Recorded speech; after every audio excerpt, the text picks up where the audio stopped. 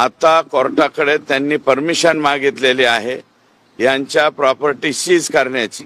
साधारणतः या आठवड्यामध्ये किंवा जास्तीत जास्त पुढच्या आठवड्याच्या ही न्यायालयीन बाब आहे, त्याच्यावरती मी टिप्पणी करू इच्छित नाही, परंतु लवकरात लवकर त्यांच्या प्रॉपर्टीज ह्या अटॅच झाल्या पाहिजेत।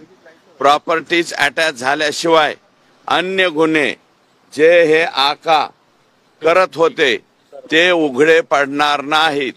यांच्या प्रॉपर्टी सीज झाल्याच पाहिजेत, अन्यथा आम्हाला दुसरा मार्ग सुद्धा अवलंबावा लागतो का काय असं या ठिकाणी मला म्हणायचंय।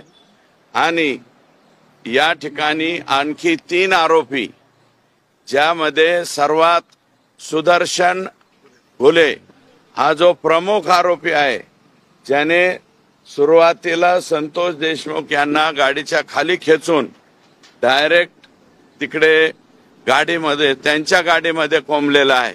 मारहाणीमध्ये सुद्धा सर्वाधिक जास्त तो आणि प्रतीक घुले या दोघांनी त्या ठिकाणी जास्त ॲक्शन घेतलेली आहे।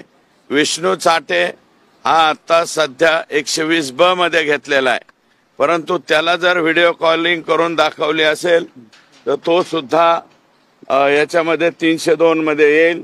आणि हे जे आका शरण आलेले आहेत, शरण आलेले आका हे 100% जर 120 ब मध्ये तर येतीलच, पण माझा अंदाज आहे हे जर काय त्यांनीही व्हिडिओ कॉल पाहिला असेल तर ते सुद्धा 302 मध्ये या ठिकाणी येऊ शकतात। वाल्मिक कराडांनी शरण